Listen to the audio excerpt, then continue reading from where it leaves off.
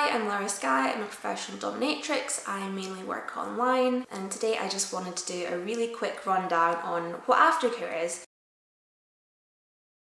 This is kind of aimed at people who are new to the scene and who are exploring for the first time. I've just done a video about communicating with your partners, which will be up first, and then this one will be going out whenever it goes out. So let's get into it. What is aftercare?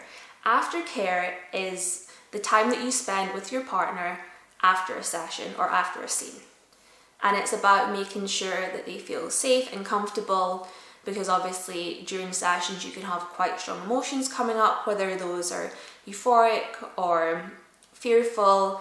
You might have someone who goes into subspace, which is kind of an out of body feeling, like they're not very kind of in touch with their surroundings or their feelings. People can quite often do things during scenes that they wouldn't have normally been comfortable with, but they get caught up in the moment. And this isn't me saying that anyone's disrespected safe words or crossed boundaries, it's just that things have progressed in a way that afterwards you need to have a chat and kind of reassure the person. There can also be like past traumas brought up, and I mean, I guess new traumas, if it's something that you hadn't encountered before, you thought you would like, and then afterwards you just really don't feel good about it. So for aftercare, there's different scenarios that we might look at. So if it's a scene or a session that's gone really well, you've had like a fun time, you might not need much aftercare. You might just have a chat and say, how did that go? You good? And kind of carry on with your day. So it's going to depend on both of you how much aftercare you need and kind of the activity that was involved, different people's levels, their needs and their wants, but you will kind of judge that through a little discussion.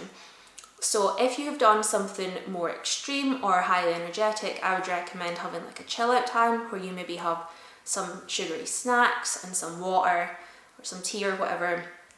Just make sure that you're kind of like feeling your body, because a lot of people can get kind of a come down sensation after. And this is again just without having any safe words, you've just had like quite an intense session. You maybe tried some new things, you maybe pushed some limits. And yeah, you need a little bit more time to kind of decompress and to think about what's going on and discuss what you liked and didn't like. If you have had a situation where you've had either an absolute safe word where you've had to stop instantly, or you've had someone to say, like, we need to take a step back, like this is getting too much for me, we need to reevaluate during the scene or the session, then I would recommend that you definitely do aftercare. That especially if you've had to stop for a little while, you probably had like a discussion during it and then gone back and submissive and dominant are pretty happy with how things have progressed. If it's been a hard limit, or someone's had a very bad reaction during it, so maybe they've started crying and you've ended the scene because you're concerned about your sub, or as a dominant you might need some aftercare as well if you're not someone who's naturally quite sadistic and the submissive wants you to be, you know, hitting them and making them cry, you might not feel very good about that afterwards. So when you have had a situation where you've had either a bad emotional response or you've gone too far and someone's had to use their safe word, you will probably want to leave the room, go to a different space. You'll want to make sure that the person is comfortable, they feel safe. Don't necessarily have to talk to them straight away because you will know your partner best, but it's just basically making sure that they feel good, and just spend as much time as you need to do in that aftercare, making sure that you're both happy. Obviously, you could even say to the person, right, we spent like half an hour just now, are you feeling better? Let's go do something, let's go for a walk, and then come back and we'll do whatever. So there's no fixed way to do aftercare. It is just about making the person feel comfortable and secure, which is very much easier to do in person than it is to do online. But what I quite often find is that people will have their session and then feel quite shameful after, because it's something that they're not really used to in their everyday life, or a part of them that they try and hide, and they end up having sub drop, which is when you've had such a high during your session and then you drop, you feel very low. It's almost like a kind of depression. You also get dom drop, which is the same thing, which is feeling a bit low and a bit depressed and a bit down. And what they'll tend to do is they'll delete all their accounts, they'll ignore you, they won't speak to you, and then they might come back later on. And normally what happens when people come back, they just say, I was embarrassed that I did that, I was embarrassed that whatever happened, and I don't know how to communicate it. So it all boils down to communication, because your partner can't offer you aftercare if you don't ask for it and you don't allow it. So it is one of those things that it's not always that it's not offered by professionals, it's just quite often that people don't seek it. And I would say if you're in real life with a partner or at a dungeon, you will probably have a cool down time. But this all depends on your own personal limits, likes and dislikes and that sort of thing. So yeah, aftercare is just your post-session little hangout. It's not always necessary. It depends what you've been doing.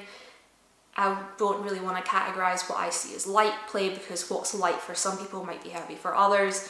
But if you've had something which is, I'm trying to give an example, us just sitting drinking tea, and your fantasy was for me to wear this dress and to drink tea with you, I don't think that needs aftercare.